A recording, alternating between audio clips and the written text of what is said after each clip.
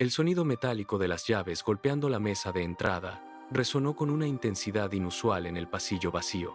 Daniel soltó el manojo sin mirar hacia atrás. En la cocina, Rebeca movía una cuchara dentro de una taza de café que ya había perdido todo rastro de calor. El tintineo del metal contra la cerámica fue el único saludo. Ninguno de los dos levantó la mirada. Daniel caminó hasta el sofá, se dejó caer sobre el mueble y encendió la pantalla de su teléfono. Sus dedos se deslizaban sobre el cristal de forma mecánica, sin detenerse en ninguna imagen, sin leer ninguna notificación. Rebeca entró en la sala, dejó la taza en el fregadero con un movimiento lento y deliberado, y caminó hacia la habitación sin emitir una sola palabra. El aire entre ellos se sentía denso, cargado de una distancia que ninguno intentaba acortar. Ella cerró la puerta tras de sí, dejando a Daniel solo en la penumbra. La casa se sumió de nuevo en un silencio absoluto. Un muro invisible que separaba sus mundos a pesar de compartir el mismo techo. Meses atrás, la rutina en esa casa seguía un ritmo distinto. Había un momento específico en el día donde ambos bajaban la guardia, se sentaban en la mesa y buscaban juntos una guía superior. Ese espacio de oración era el ancla que mantenía su equilibrio, pero el cansancio comenzó a infiltrarse como una niebla lenta. Primero fue una excusa. Un mañana lo haremos que se repitió hasta volverse costumbre. La brújula que orientaba sus decisiones se perdió en el olvido. Sin ese centro, el orgullo encontró terreno fértil para crecer. Cada vez que surgía un roce, en lugar de ceder, cada uno levantó una muralla de defensas. La amabilidad fue reemplazada por la frialdad de los gestos calculados. La casa, que antes vibraba con una intención compartida, se convirtió en un campo de batalla silencioso donde nadie ganaba. El afecto se marchitó, dejando que el resentimiento ocupara los huecos donde antes había cercanía. Daniel y Rebeca se movían ahora como náufragos, en una balsa a la deriva, sin un norte que los uniera, dejando que la corriente de sus propias exigencias los alejara cada vez más, hasta que la distancia entre ellos se volvió un abismo imposible de ignorar. La cena transcurría bajo una luz mortecina. El único sonido en el comedor era el roce de los cubiertos contra la porcelana, un tintineo rítmico que acentuaba la ausencia de palabras. Daniel mantenía la vista fija en su plato, moviendo la comida de un lado a otro sin probar bocado. De repente, soltó el tenedor. El metal golpeó el plato con un chasquido seco que hizo que Rebeca se tensara. Él levantó la cabeza. Sus ojos, hundidos y carentes de brillo, se clavaron en los de ella. «Ya no siento lo mismo», dijo Daniel. Su voz no contenía gritos ni reproches, solo una planicie desoladora, el peso de una rendición absoluta. Rebeca sintió un impacto físico, como si el aire hubiera sido succionado de la habitación. Sus manos, que descansaban sobre el mantel, se cerraron en puños. El suelo bajo sus pies parecía haberse disuelto, dejándola suspendida en un vacío repentino. «Entonces, ¿qué somos ahora?», logró articular ella. Su voz salió como un hilo apenas audible, un susurro que se perdió en la penumbra del comedor. Daniel no respondió. Se quedó inmóvil, con la mirada perdida en un punto muerto entre ambos. La puerta de la habitación se cerró con un chasquido sordo. Rebeca se dejó caer junto al borde de la cama, apoyando las rodillas en la alfombra. Sus manos se entrelazaron con fuerza, apretando los nudillos hasta que perdieron el color. Tras meses de sequía, el aire en la habitación se sentía pesado. «Dios, si aún estás aquí, ayúdanos», susurró, y su voz se quebró contra el silencio de las paredes.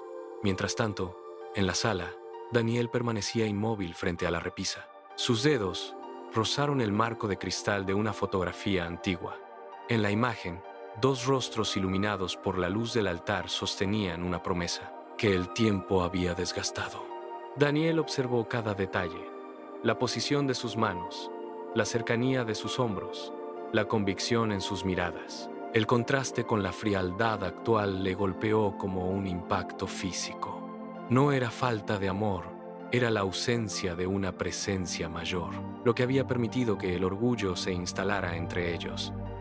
La revelación recorrió su cuerpo tensando sus hombros. El primer rayo de sol se filtró por la persiana, proyectando una línea de luz sobre el suelo de madera. Daniel se puso en pie. Sus pasos resonaron en el pasillo, lentos, marcando un ritmo que nunca antes se había atrevido a seguir. Se detuvo frente a la puerta entreabierta de la habitación. Rebecca estaba allí, sentada al borde de la cama, con la mirada fija en un punto indeterminado del suelo. El aire entre ambos vibraba con la tensión de las palabras no dichas. Daniel cruzó el umbral. No hubo saludo, solo el sonido de sus pies deteniéndose a pocos centímetros de ella. Sus hombros, habitualmente tensos, cayeron hacia adelante, perdiendo la rigidez defensiva. «Creo que nos perdimos», confesó. La voz le salió ronca, despojada de cualquier rastro de superioridad.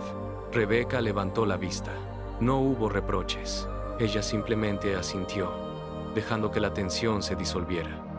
El silencio se transformó en un espacio compartido. Daniel extendió la mano derecha. Sus dedos, rígidos por la costumbre de la distancia, buscaron los de Rebecca. Ella respondió al contacto, cerrando su mano sobre la de él. El roce se sintió extraño, una superficie desconocida, tras meses de aislamiento táctil, sin soltarse. Ambos se deslizaron hacia el suelo. Sus rodillas impactaron contra la madera con un golpe seco, un sonido que marcó el inicio de un nuevo terreno. Se quedaron allí, uno frente al otro, con las manos entrelazadas formando un arco tenso entre sus cuerpos. Daniel intentó hablar, pero el aire se le atascó en la garganta. Comenzó con palabras fragmentadas, sonidos que buscaban una dirección. Rebecca se unió a él, su voz apenas un murmullo que se perdía en los rincones de la habitación. La oración era torpe, llena de pausas largas. No había frases elocuentes ni discursos preparados, solo la necesidad bruta de reconocer su propia incapacidad. A medida que hablaban, el agarre de sus manos se volvió más firme. El peso del orgullo se disolvió contra el suelo. Los días siguientes no trajeron una paz instantánea, sino una laboriosa reconstrucción. En la mesa, durante el desayuno, Daniel dejaba el teléfono a un lado. Cuando Rebecca hablaba, él mantenía la mirada fija en ella, sin preparar mentalmente una respuesta defensiva. El hábito de la interrupción fue reemplazado por pausas deliberadas. Si surgía un roce, el impulso de señalar el error del otro se detenía en la garganta. En su lugar, las palabras fluían con una torpeza honesta. «Lo siento, me equivoqué». No era un proceso fluido. A veces, el orgullo volvía a tensar sus mandíbulas, pero la decisión de volver a la fuente era el ancla que los mantenía en el camino. Cada mañana, antes de salir, se detenían un momento, un gesto breve pero intencional, reconociendo que no podían sostener el equilibrio por sí solos. La restauración se convirtió en una rutina de pequeñas renuncias. No esperaban que el otro cambiara primero. Ambos daban el paso hacia el centro. Se preguntaban por el día del otro con una curiosidad que antes les parecía innecesaria. Aprendieron a escuchar, no para ganar una discusión, sino para entender la carga que el otro arrastraba. La casa, antes un escenario de silencios hostiles, empezó a llenarse de una presencia distinta. Cada perdón pronunciado era un ladrillo nuevo en el puente que seguían construyendo. Un mes había transcurrido desde aquel primer paso. La casa ya no se sentía como un territorio dividido por muros invisibles. Una noche, mientras compartían la cena, el aire se percibía distinto, más ligero, sin la pesadez de las palabras no dichas. Daniel dejó los cubiertos sobre el plato y lanzó un comentario irónico sobre un incidente en su trabajo.